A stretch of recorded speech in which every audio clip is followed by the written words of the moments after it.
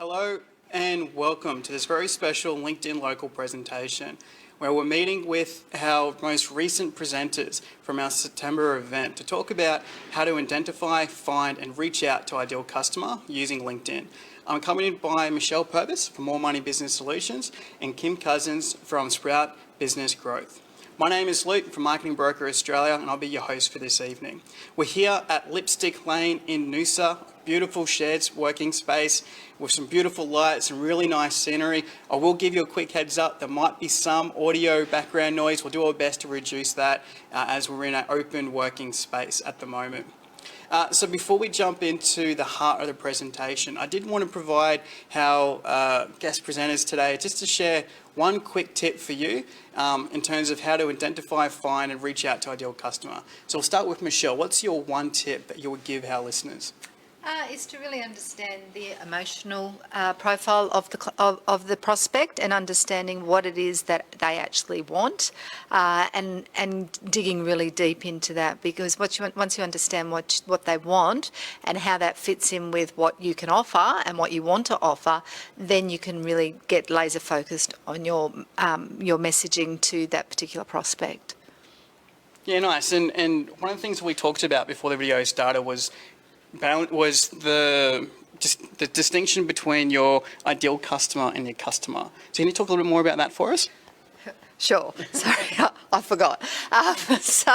So we were talking about that, the difference between, I guess, what we classify as an A-grade client as opposed to a lesser grade client. So A-grade client would be somebody that you enjoy working with, that doesn't complain about your fee and refers others to you, as opposed to those tie kickers that always complain about price, that are never happy and don't refer anyone to you. So once you can work out who are those ideal clients, and in the presentation I'll get a little bit into what percentage of your client base they probably are currently making up, and you might be a little surprised at that.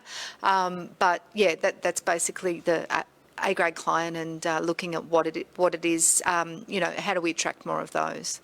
Cool, fantastic. So Kim, now your turn. What is your hot tip for our listeners?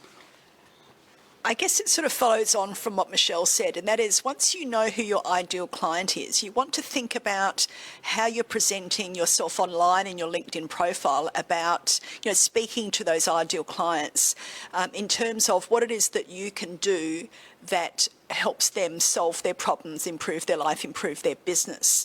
So you want to frame up what is it the value that you can bring to them that they feel is value, because you've got value, but unless your ideal client can actually see that it's value to them, then they may not necessarily care about you.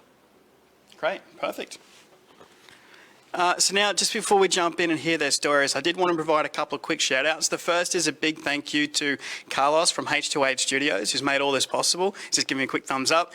So fantastic. It's really good to get his technical expertise with this as well. Thank you to the LinkedIn Local partners, of course, Marketing Broker Australia for sponsoring the event. Thank you to Quality Management Solutions for all the IT support they provide. Lauren Biggs Photography for the event photos that I'm sure many of you have seen on our Facebook page. And of course, Kim from Sprout Business Growth providing co-host support. So now what I want to do is actually provide Michele and Kim the opportunity to introduce themselves and tell a little bit about their story in terms of how they got to where they are.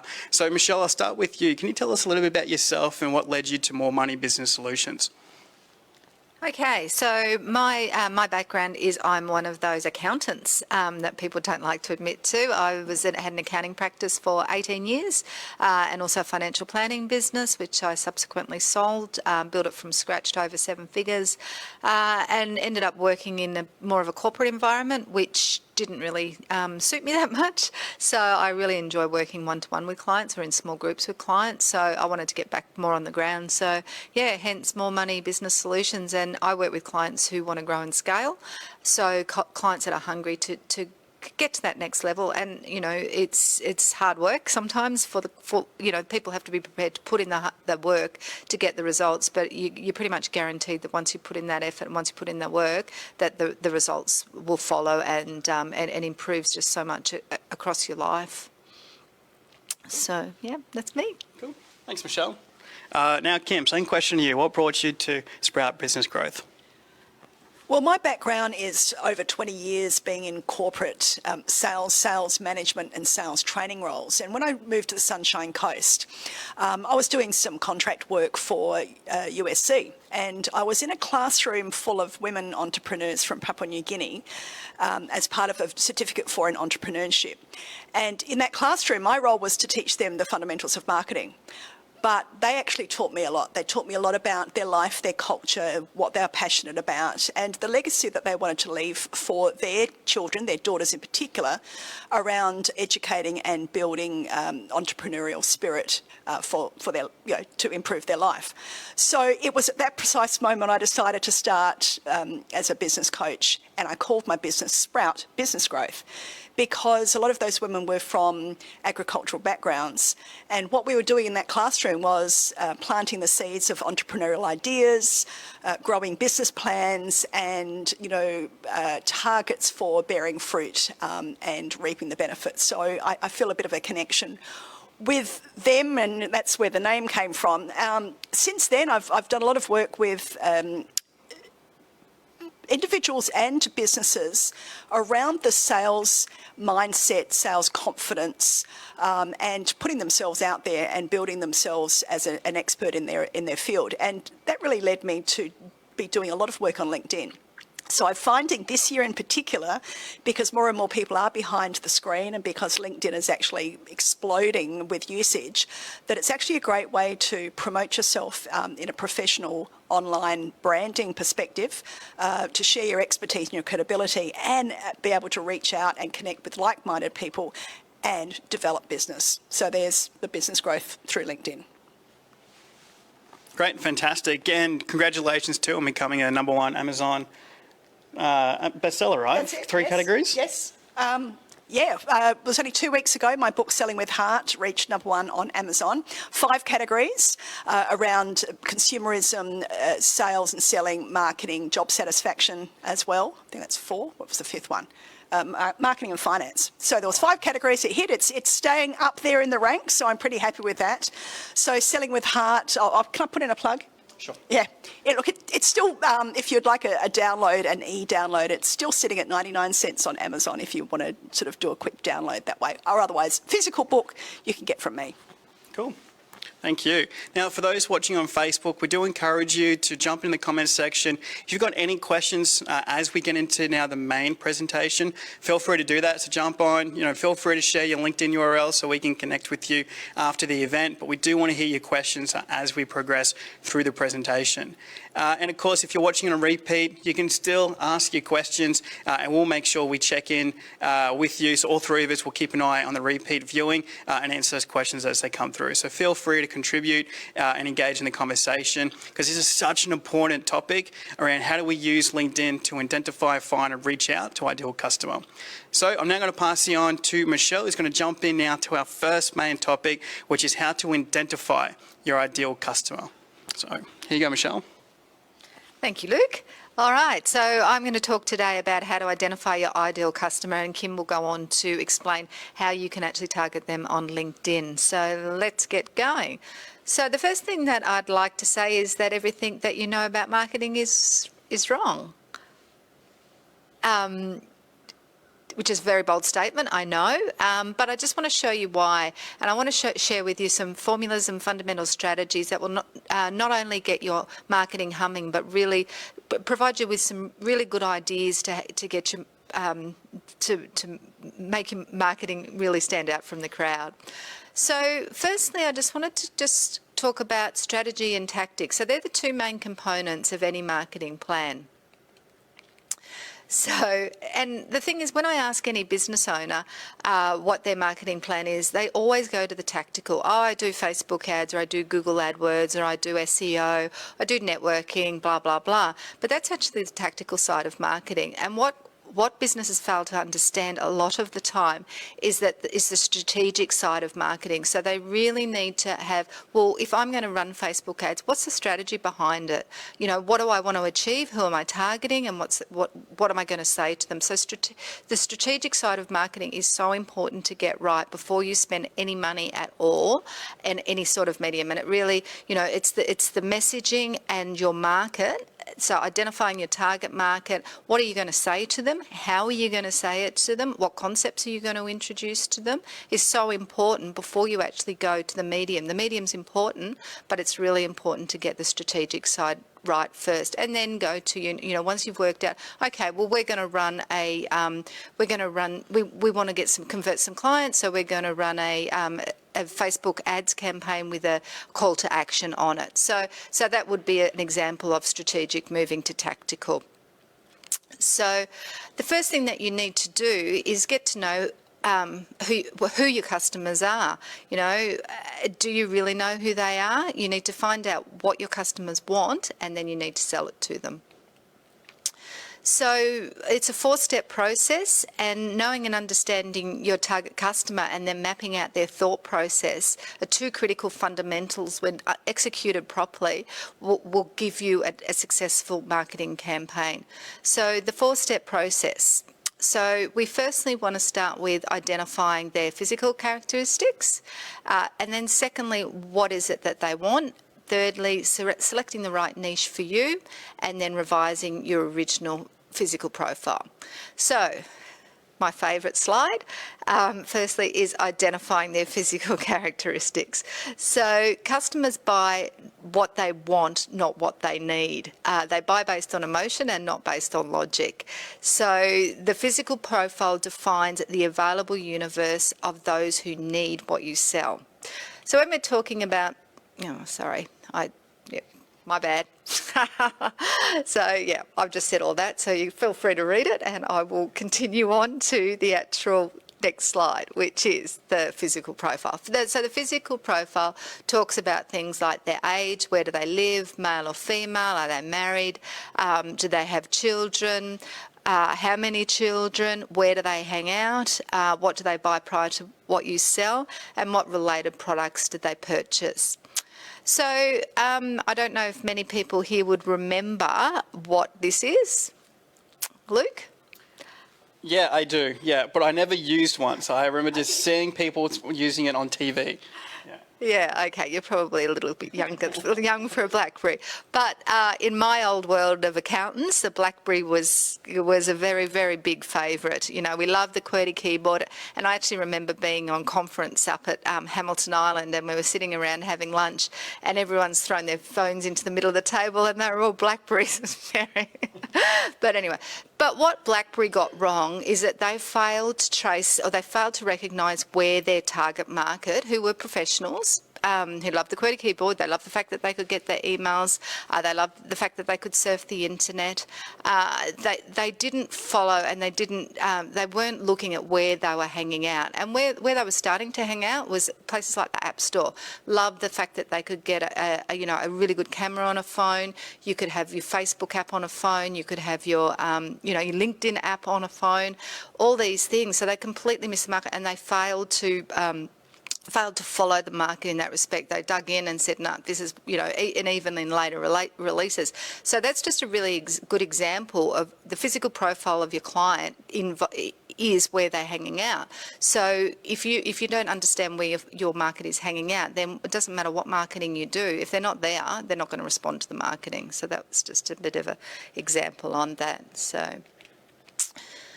So the next thing I just wanted to talk about was the Pareto Principle, which, it just relates to that 20% of what you're doing is probably achieving 80% of your results. And there's a really good way of thinking about that in relation to everyday life, and it's think about your wardrobe and the clothes that are hanging in your wardrobe. What percentage of those do you wear most of the time? And the fact is, you'll probably be wearing 20% of your clothes, you're wearing 80% of the time. So the same thing applies to your clients. Probably there's 20% that are your ideal client base that are providing that 80% of your revenue. So if you were to get really laser focused on who that 20% is and market to them and increase the percentage from 20, say doubling it, and say you're making $2,000 a month from your current client, A-class clients, and you're to double that to 40%, then that's an extra, your revenue's going up quite a lot by just focusing on targeting those clients, and you're also getting rid of what we classed as D-class clients, who are probably providing you most of your headaches, tire kickers, and the ones that you don't want to deal with all the time. So you're dealing with people that are easier to work with, and you're doing less work for more or the same money. So by just looking at the 80-20 principle, it can get you a bit more focused on, well, let's look at the 20% that do make up the ideal clients. So we've talked about what they look like. Now we want to talk about what is it that they want. So the physical component of your target client or your ideal client only really makes up 10%. The rest of it is the emotional component. And this is because of the way that humans make decisions. We make decisions based on emotion and then use logic to justify our decisions. So when you're thinking about what it is your client wants, what are the problems that they have? What are the fears, the frustrations, the concerns? What are they thinking about when they've got a problem, and what are they thinking about when they're looking for a solution? So a very old ad slogan here is, if you want to know why Jane Doe buys what Jane Doe buys, that you need to see the world through Jane Doe's eyes, which is really important. And it's all about getting into the head of your ideal client and working out, well, what's bothering them, because people buy because they have a problem that they don't want, or there's a result that they don't have and they do want. You want to enter the conversation taking place in the customer's mind. And when we look at this, and we use what we call a conversion equation, and the conversion equation actually breaks our marketing formula and how we position all pieces of marketing down into a couple of four concepts in a certain order. And the first thing is the interrupt, and that's the interrupt is the headline. It's the first thing that your customer sees when they see any of your marketing material. It might be the first thing they see when they go onto your LinkedIn profile, and it must address the problem that your customer has and doesn't want. So, for example, if you're a lead generation expert, and Kim will talk more about this in her presentation, but the headline must address, well, if I've got a problem generating leads, how does my headline address that? So that's the first component of the conversion equation. The next component is the engage. So the next thing we want to engage, and we want to provide how do we provide a solution to the problem? So we've interrupted them, highlighting the problem that they have and don't want, and then we've engaged them with, well, we have a solution, and then the next part of the equation is the educate, and this is how we do it, and then the last part is the offer. So that could be a call to action. It could be, click here, whatever. It's an offer, and it's outside the scope of this presentation, but we get quite deep into that conversion equation in all marketing. So when you're entering the conversations going on in the head of your prospect's mind, you want to be addressing their hot buttons, and that will, once you do that, that will separate you from your competition. And then this is where we apply the conversion equation. So I just want to give a couple of examples, and I'll go through this quite quickly, of websites that I've just picked up randomly from the internet. So and how they're not actually addressing, the first two, that how they're not actually addressing any hot buttons, any conversation going on in the prospect's mind. So you can see here, the only call to action on this particular website is a contact us. There's no interrupts. If I was a young family, I don't think a headline such as manage your assets, protect your wealth and build your legacy would actually, do too much for me. It's a bit blah. I would expect that if I'm going to see a financial planner, they're going to do that for me anyway. So I'd be going, yeah, and what else? And the next one, again, whole wealth, call to action is email us or our phone number. The fact is, when you put your phone number as your only call to action, or one of the only calls to actions on your website, then it's all it's promoting to your prospects is, I'm going to call you, you're going to sell to me. So having that as your only call to action on your website is not going to engage your ideal client. And again, looking at this website, if I was a pre-retiree looking for some financial advice, I probably wouldn't be too engaged by some young surfers heading out at dawn for a surf. So that's just an example of a couple of websites that aren't actually, they don't follow our conversion equation, and they're probably not that successful. So I just want to skip on to one that we have revised. So this was the original website that we did for a child psychologist. So you can see the headline's fairly generic: parent advice and resources from Dr. John Smith. He specialises in 9 different areas that emotionally disturbed children, behavioural problems, etc. So basically it's dealing with teenagers that have bad attitudes or have got themselves into some sort of trouble. And you can see his call to action is a free consultation. Now, if you think about from a parent's perspective, if you've got a child who's got a teenager that's rebellious or has some issues, and it's 10 o'clock at night, you've been dealing with them all evening and maybe arguing with them or whatever, the last thing that you're going to feel like doing is ringing somebody up. One, they wouldn't be open, but, you're not going to put yourself out there right then and there. A free consultation is, you're going to sell to me and I'm not sure, I don't know anything about you. It's probably not what you want to have on there. As opposed to now revising this website, and you can see we've followed the conversion equation here. So we've got the interrupt, which is, are you sick and tired of the yelling, screaming and belligerent attitude of your child? So you can see if I do have a child that's yelling and screaming, that's my problem. That's what's going on in my head when I come across this website. So I'm going to see that and I'm going to go, yes, I am sick of it. And then the sub-headline is engaged. So it's providing a solution. So now you can discover the secrets to controlling your child and instantly restore peace and quiet to your home. So already I'm going, oh, okay, well, how do I do that? So if I read further on through the website, I can get education by downloading the 60-second free PDFs that the doctor's there to offer. So this is a squeeze page. I've just skipped back to the previous slide. So as opposed to a website. So you'll see the difference here. On the website, there's different navigation buttons. So if I don't call, I can, yes, go and have a look, but in all likelihood, I'll probably get distracted and I'll click straight off the page without actually doing anything. As opposed to the squeeze page, which there's only one thing I can do. Well, there's 2 things I can do actually on this squeeze page. I can either put in my name and email address, so you can send me the 60-second snippets, or I click off the page. So generally we'd be redirecting back to the main web page. But in this situation, there's only 2 things I can do. So you either take the call to action or you click off the page. So there's no distraction. So it's far more likely to get an outcome than the website is, because it's very laser targeted to the ideal client of this particular doctor for one of the services he's provided. And just quickly, another one. This is for a cosmetic surgeon who did post baby mums' bodies. So this was the first website that they had. So probably not too compelling for somebody that's just had a baby or a couple of years post-baby.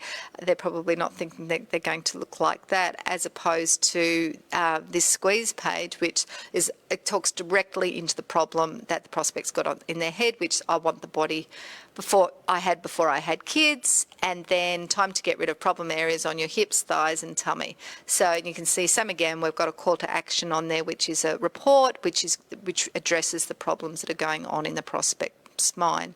So that's on which you would download. So if someone's considering some cosmetic surgery, probably foremost in their mind is going to be the safety of it. Is it safe? What are the results going to be like? And what about price?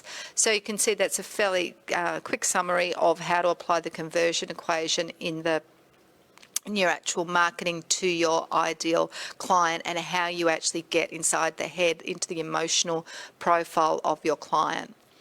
So the third step in identifying your ideal client is to find your niche. So it's important that to select the right niche for your market, because if it's what you're doing day in, day out, you want to do something that excites you. So even though you may have worked out that this is what your physical customer looks like, this is what they want, you can give it to them, but you really don't want to be doing that, or you want to do it slightly differently, then you're better off to follow your actual your passion or what you're good at and enjoy, rather than labour on with something that you don't enjoy. But also too, if you've got any special advantages, any specific skills or expertise and experience that your competition doesn't have that can make you stand out.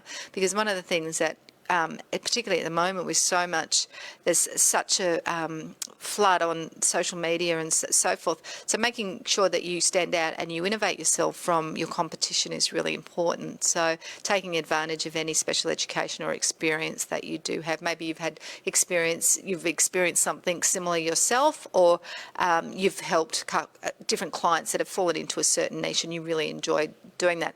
So once you've done that, once you've worked out, well, okay, I've worked out what my clients look like, so what their age, demographic, where they hang out, whether they're married or not, and then I've worked out what it is they want, what's their biggest problem.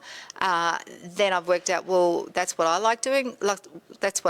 So say, for instance, you're a weight loss consultant. So you've identified that your target market might be businessmen of a certain age and who might be bankers. And you've worked with bankers before and you've got success with them. So then once you've worked that out, so that might be your niche. So your niche might be targeting bankers who need to lose weight. And I'm just being this is just an example.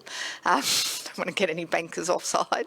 But, once you've worked that out, then go back and revise the profile. So, we were working with maybe 40 to 65-year-old males. Now we want to get really specific on that, in that we want to work with 40 to 65-year-old males in the finance and banking industry.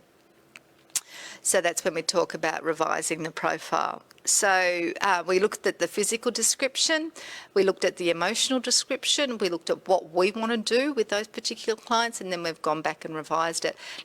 Now, once you've done this, it's not a set and forget, because the Blackberry example is very pertinent of that, in that, it changes. Marketing is a moving beast. And even, once you've got your positioning right, you've identified your target market, you know what your content and your message, the tone of it, that may change. So it's important to continually revise this, which is why I've done this diagram as a bit of a flowchart, in that we need to keep revising what worked, yesterday might not work tomorrow. So it's ever, as part of your overall business planning, coming back to your marketing plan every 12 or so months, what's working, what's not, and that might be revising your target ideal client profile, might be part of that. So I hope you've got some good information out of identifying who your ideal client is. And I just wanted to talk quickly about a special that I have running for LinkedIn Local people at the moment, and anyone that's watching this Facebook Live or watches the replay, it's available to you, is that I offer a business jumpstart review.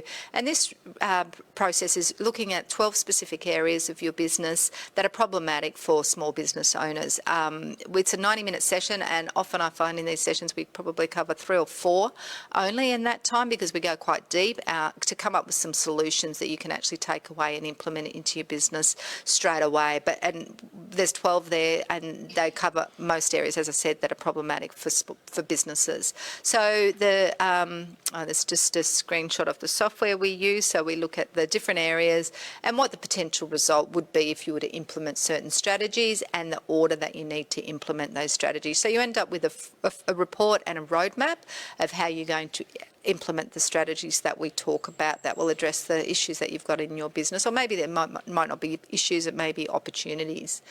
And so the special is $97 for the 90-minute session. Normally this would be $450 plus GST, which is $495. So it's a great special for LinkedIn local viewers. And if happy for you to take me up on that. And I don't think my details are in this presentation, so they will be provided at a later date. So I'd just like to thank you Luke and the team for the opportunity to present, and that's me.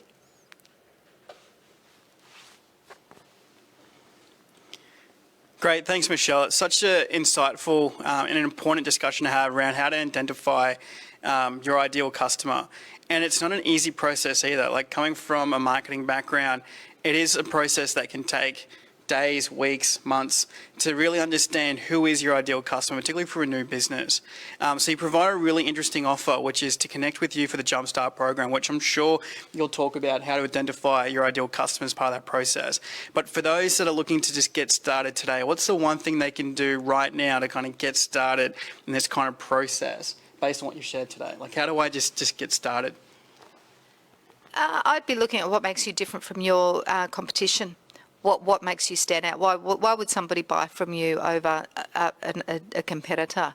And how you can then, target your message into that particular prospect. So, what difference you have, and your what's your market dominating position? Where do you stand in your market, and how have you innovated yourself? So then, once you're innovating against your competition, then the decisions are no longer price-based.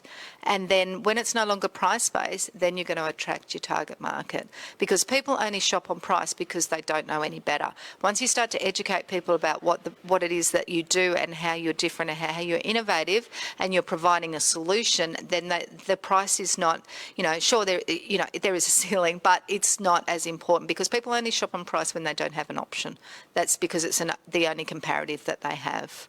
So, sorry, that was a rather long-winded answer, but I could go away. No, I like it. It's really the idea of me search. So I need to take some time and look at, well, what makes me different?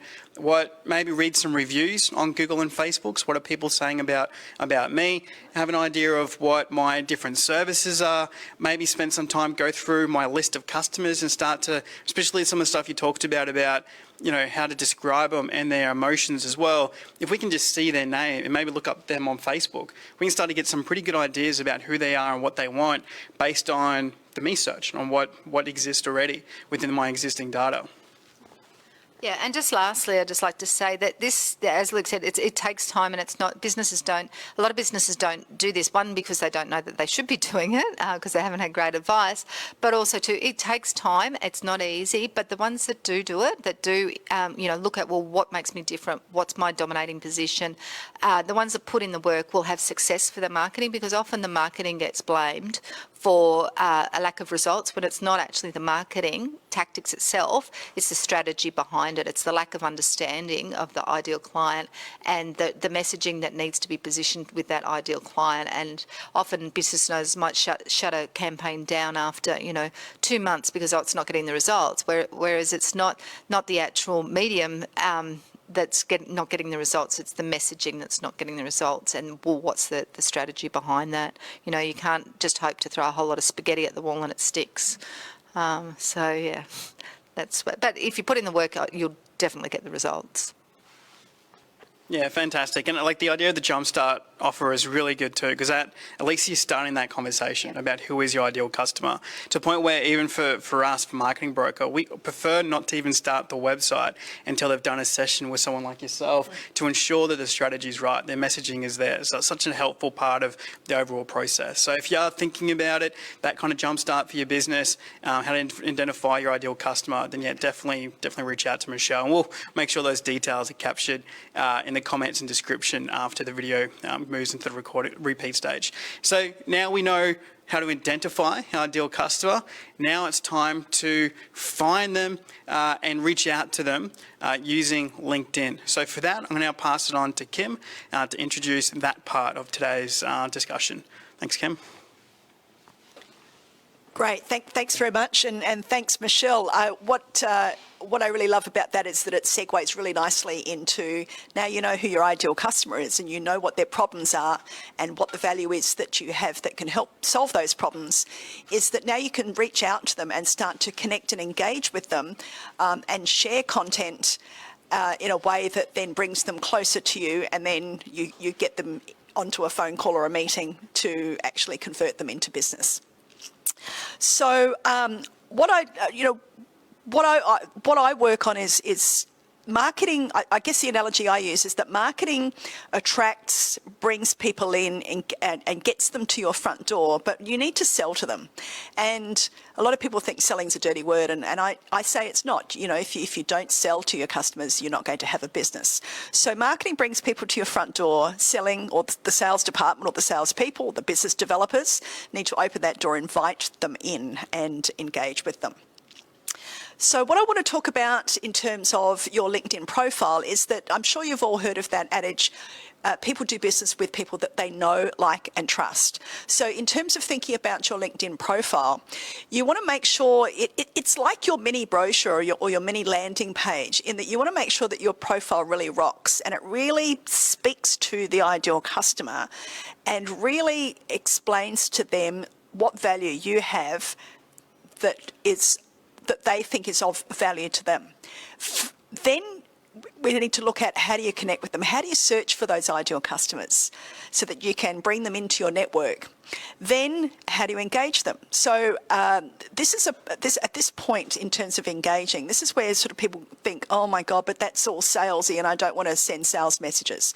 That's absolutely what you shouldn't be doing on LinkedIn in the first place. So engaging them is all about sharing something about what you do, your content, your insights, your expertise.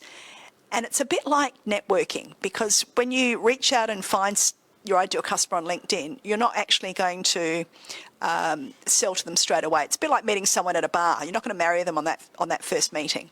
You need to, the rules of social networking apply in LinkedIn as well. So they want to get to know you. And as they do, and they realise that you're not there to take from them, you're actually there to give and to serve and to share, that starts to build a foundation of trust. And it's only then that you get that relationship to a point where you can take it off the platform and actually hop on a call or have a meeting with them and really determine whether, you know, you're the right person or they're the right customer for you and you're the right provider for them. And that's the conversion part of the process. So what I've shown there in this slide, it's my profile, but I thought it was the best one to sort of describe a little. Parts of your LinkedIn profile that are really, really important and get overlooked is thinking about your headline. And your headline is not simply director at ABC company. That's your position. It's not your headline. Your headline is what you want to be known for. It could be a tagline. It could be just simply the things that you provide or the things that you do for your customer. Now, you can be director at ABC company, but underneath that you could say something like, helping my customers achieve financial freedom. So it's more of a call to action. It's something that would invoke a little bit more information about, well, oh, that's interesting. How do they do that? And it's then in your next section in your LinkedIn profile, which is your About section, where you can go into a lot more detail. And that's where you'll talk about what you do, but frame it in a way that it is what you do for them. Thinking about the ideal customer, and customers buy based on emotion, what you do for them that solves their problems or addresses their challenges or improves their life or their business. So what you do for them, and then how you do it. How is it that you deliver those things? How is it that you achieve those things to help your customer? And then it's the why do you do what you do? And this is where a little bit of your background can come into it, a little bit of your purpose. It could be a bit more of an emotional connection. And that's really important to differentiate you from everyone else that does something similar in the marketplace. Because Michele talked about what's your unique proposition, what's unique about you and your business. One of the most unique things about you and your business is you. And so if you share what you do, why you do it, and your purpose, then that's another way to invoke a little bit of an emotional connection with your customer. So I always think that before I work with my clients to help them reach out and find their ideal customers on LinkedIn and engage with them and convert them into customers, you've got to have a great profile. Because the first thing that's going to happen when you reach out and try to connect with someone is they're going to look at your profile. So that's the starting point, is to make sure your profile is absolutely rocking. Now, you've probably already got some first-degree connections, and there could be some potential customers in your first-degree connections, but the value where the power is in their connections. So as you grow your network grows and grows and grows, and you've got much more of a scope to find ideal customers from the secondary connections. And things that you can search on, things like job titles. So Michele talked about potentially working with bankers or financial people who perhaps you need some help with their health and well-being. Well, you can actually search for bankers or accountants or lawyers or whatever they might be if you know a position title of the type of people that are your ideal customers. You can even look at location, the type of industry or the services they provide, or different companies. So you may in fact have identified ideal customers down to perhaps a half a dozen specific companies that you would love to have as your ideal customers. And you can start to find them and engage with the right people and the key decision makers within those companies. So we can't show you live in terms of searching directly on LinkedIn, but what I've put there is a screenshot of, in the top left-hand corner, if you type in this case, accountants, if they're the key people that you're after, and find accountants in people. You're not looking for an accounting job, you're looking for people who are accountants. And then when it shows you a list, you can then click on all filters. Now you can do this on your mobile phone or you can do it on a desktop. Once you click on more filters, it then takes you to the next screen, which then says, ask for a little bit more information, and you can start to build more of a profile. So you'll have to just bear with me for a second. So things like location, industry, well, accounting, obviously if you're looking for accountants, thank you, Luke. And you can build out where did they go to school, perhaps find those companies that you've identified that you want to work with, or even search for people who are connected to other people that you've already done business with who are similar. So it's like a lookalike audience. So in conjunction with this type of search, I would definitely recommend that you use at least Google to then, if you find somebody based on these search filters, then Google the company. Because if you tend to, if your sweet spot is dealing with people with a team of 50 people, and you find an accountant who's a standalone accountant and it's not your ideal client, then you probably would discover that by Googling them, doing a little bit more research. There's lots of other ways you can do more research on people as well, but that's the quickest and easiest. And certainly I'd recommend Google as well as you are working through your LinkedIn search, just to back yourself up that you are connecting with the right people. And the question I get asked all the time is, okay, let's say in that searching that you've selected those fields, that you've searched apply, and it's come up with a list of 10, 20, 30, 40, it could be 100 people that perhaps fit the profile within those search parameters. And you go through and you've Googled them as well, and perhaps you could even filtered that down to, perhaps this week I'm going to connect with 10 new people and start to work on engaging with them. The question I get asked is, should you send a note with the connection request? So there's a bit of a mixed school of thought. My recommendation is yes, but sometimes maybe not. It depends really what if you're trying to connect with a lot of people and build your network, just try and connect with a lot of people. If you're actually very, very specific about that ideal customer, or you've really narrowed it down to that top 10 list of companies that you want to target, yes, you should send a note, but not just any old note.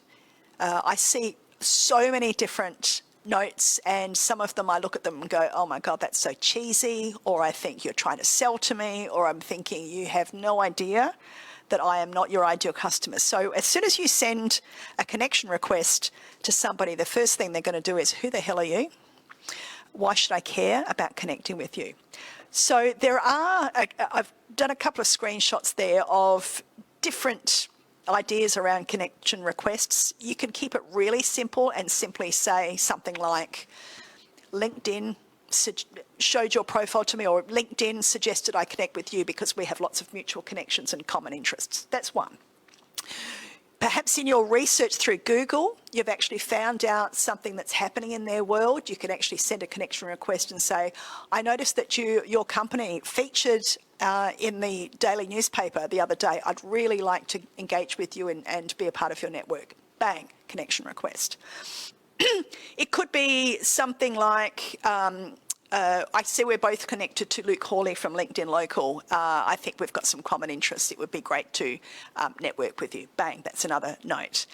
It doesn't have to be huge, but the number one rule is you're not going to sell to them at this point whatsoever. So it's really all about making that connection request that is something specific that shows that you've done your research. I've got another example of that, which actually came up to me just yesterday, and it was a connection request. And they said, hi, Kim, based on your profile, I can see that you would be a really good fit for our program around the construction industry. Hope you'll accept my connection request. And I went, I've got nothing to do with the construction industry. So I can't help myself. Being a sales coach, I can't help myself. So I messaged people like that. I messaged back and I said, did you even read my profile? I have nothing to do with the construction industry. And I sent that back. And they did reply and they said, oh, well, we have people from outside of the industry that could be good for our program as well. And at that point, I just ignore it completely. So most people don't respond like I do. Most people just don't respond and just ghost you. So if it's not appropriate, if it's not of value, if it's not relevant, people will just ignore it. And then you've wasted that opportunity to connect with that potentially ideal customer. Because, as I said, when you send that connection request to them, what are they thinking? Who the hell are you? Why should I care? What value do you offer? And how can you improve my business or my life? You know, we're ultimately very selfish people. And for me to give you my time or click on your connection request, you've got to add some sort of value to me. And that happens through doing your research and identifying whether, in fact, I could be your ideal customer. So just think about if you can offer them value. Yes, they could offer you value ultimately as being a client, but give before you take. Because at the end of the day, just don't sell. Hey, I'm a sales coach, but I'm telling you, don't sell. Don't sell at this point. Don't sell at all on LinkedIn. That's sort of my philosophy. You get them off LinkedIn. You get that relationship off LinkedIn because it is a networking platform. So don't sell to them.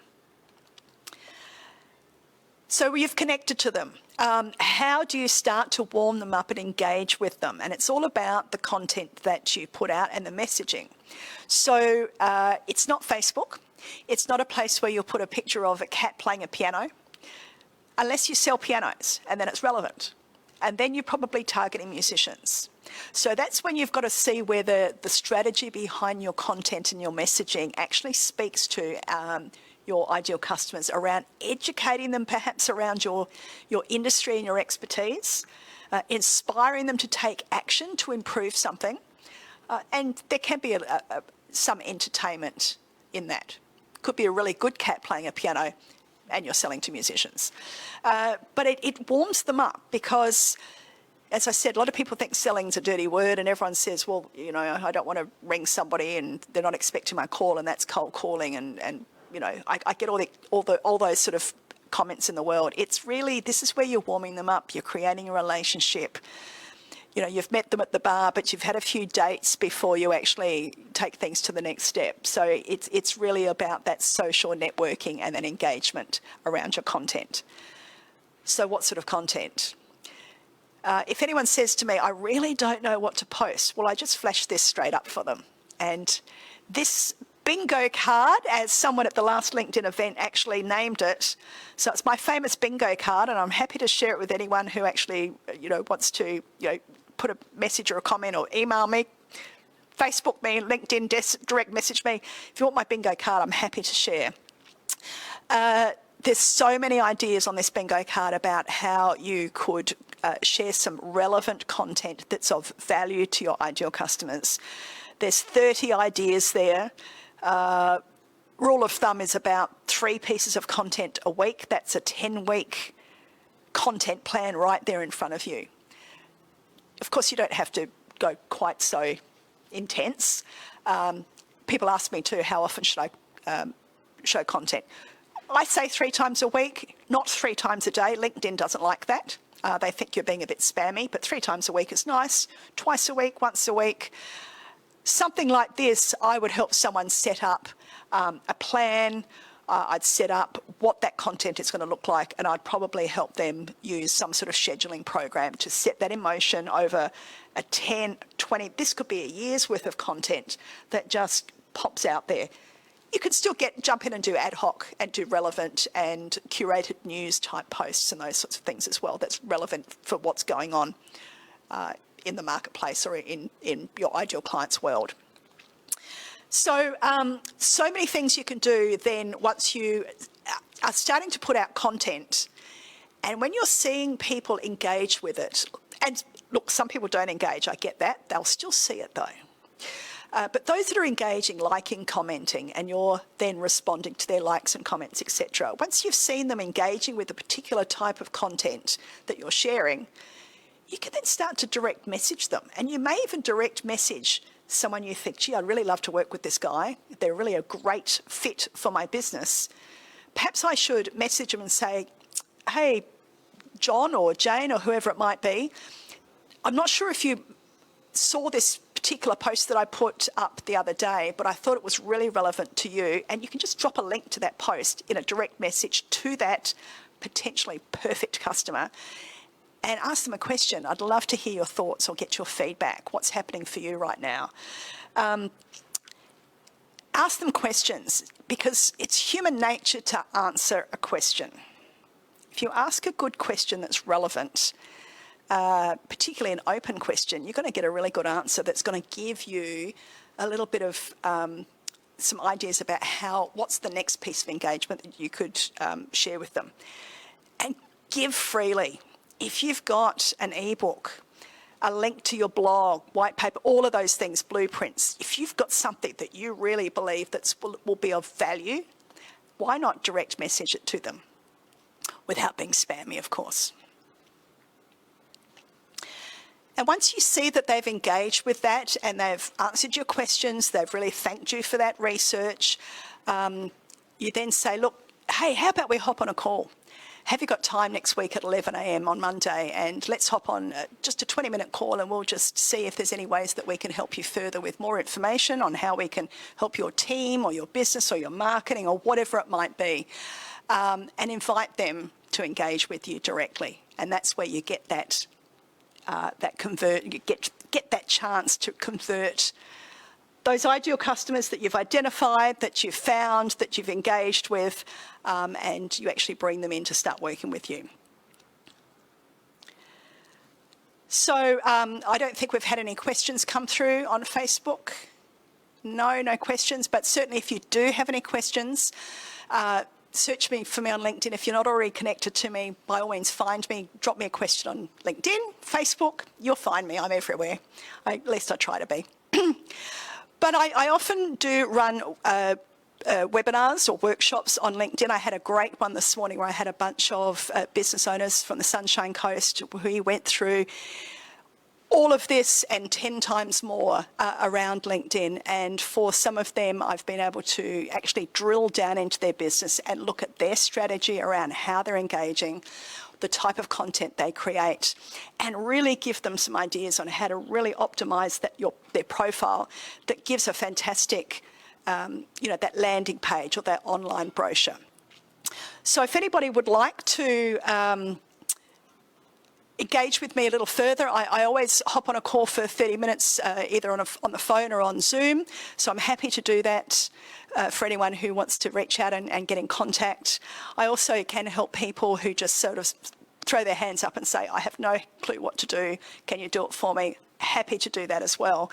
And of course, you've probably already heard me talk about my book, and I'm happy to offer a discount on my book. So if anyone would like to take those next steps with me, hey, I love LinkedIn. I've been using it for such a long time, and I've seen such a great increase in the outcomes that people have had from using LinkedIn for business to engage and find their ideal customers, because basically so many more people are now sitting behind their computer screens. This has been a big boon for businesses this year. So I think I'll wrap it up there. Thank you. Great, thanks, Kim. And I like LinkedIn too. I've got a question for you, just similar to what I asked Michele about just how to get started. And I really like the idea of the theme of like me search, like in terms of looking inwards before we start reaching outwards. So what would you recommend for someone who is looking to maybe understand their connections now, or understand LinkedIn now, so they start to play with the search functions that you took us through today on LinkedIn to start to find their ideal clients? I would probably say, just as a bit of a practice, is to play around with finding people you know that you maybe not already connected with. And they may be people that you've worked with.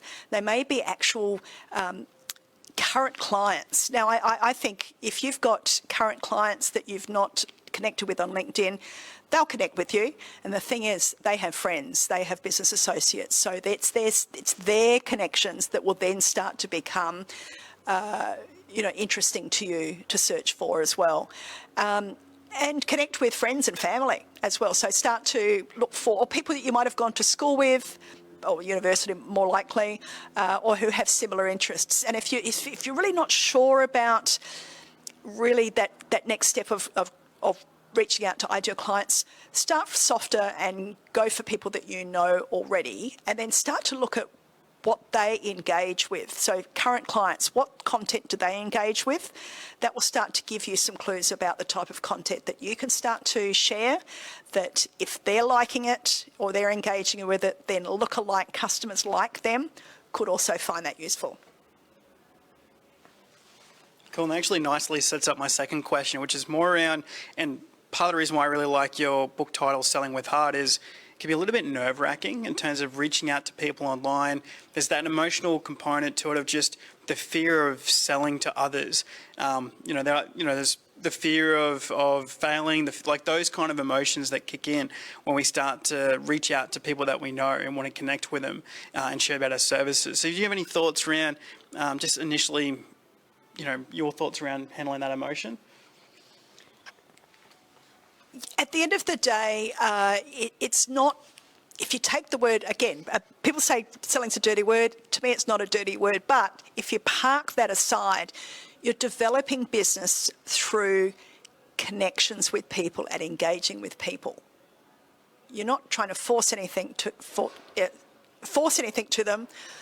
You're not trying to get them to do anything. You're not doing anything. You're actually simply providing a framework and a relationship. And I can vouch for the fact that some of my biggest pieces of work have come from people who have directly messaged me because they have seen the type of content that I share. Now, that's an ideal world, right? That's an ideal world where you haven't actually had to reach out to anyone to try and start a relationship. But when you are sharing the right content and the right messages that are showing, I guess, the answers to the questions that they already have in their mind, that invoke the emotion, which is what people buy on, as Michele said, that you might find that people are going to start to direct message you, or you'll see a message on a post and you think, hello, okay, they've asked a question. You know what, instead of you take that question, you direct message them, and it's like an email. Before you've even picked up the phone, you've messaged, you may even message a couple of times, and it just takes the fear away, because I know that, look, we all love to hide behind a keyboard and a screen, some more so than others. And yes, you can perhaps close a deal via direct message.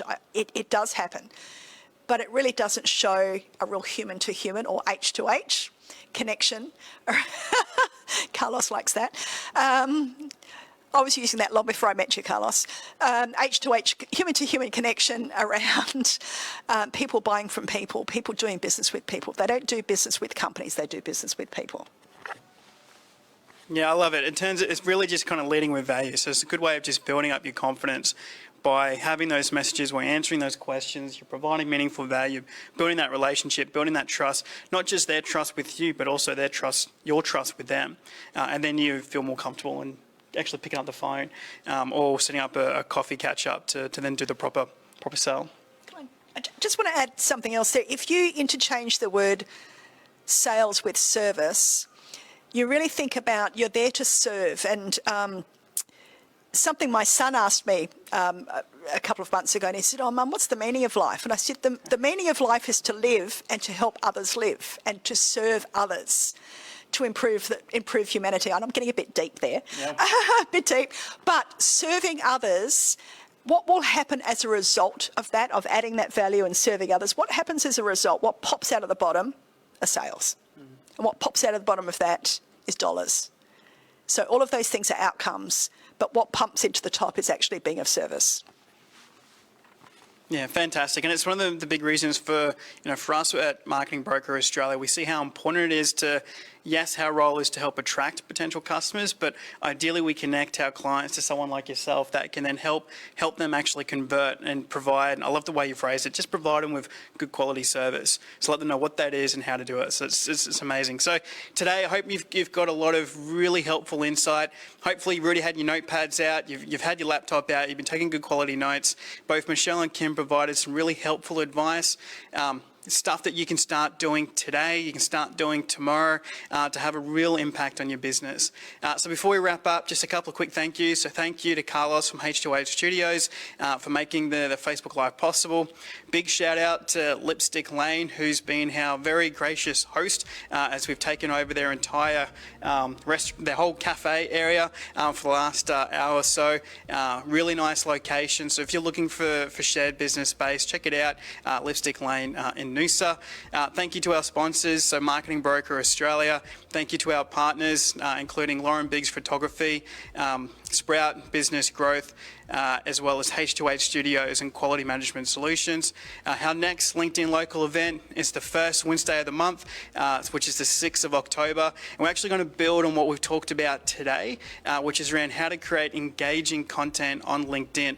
So taking Kim's bingo card and exploring a bit further in terms of what we can do using the different tools available on LinkedIn. So not just direct posting, but also direct messaging, the new LinkedIn stories, LinkedIn video. We'll cover all those sorts of things to provide some really helpful advice around how to create some really engaging content. Our presenter is Rachel Callan from FourStep Social Media. Just been announced this year. She's up for 3 social media awards, and this is her 3rd year being nominated. So her team does some amazing work, particularly in the type of content they create with their campaigns. So there's a lot to be learned from Rachel and the team. So we look forward to that one. We'll make sure that in the description there's a link to buy or claim your free ticket for that event, which will be hosted at the Sands Tavern Maroochydore from 5:30 on the 6th of October. So we look forward to seeing you all there. And as always, please make sure you're following us on Facebook, you're following us on LinkedIn, and if there is any follow-up questions from today, feel free to include that in the comments. And of course, Michele and Kim have both put forward some amazing offers. Don't be crazy, jump straight in and take advantage of it. It will be a massive help to your business to get started straight away. So thank you for listening. It's been an honour to host you guys again. My name is Luke, Managing Director of Marketing Broker Australia, and I look forward to catching you on our next Facebook Live video. Thanks.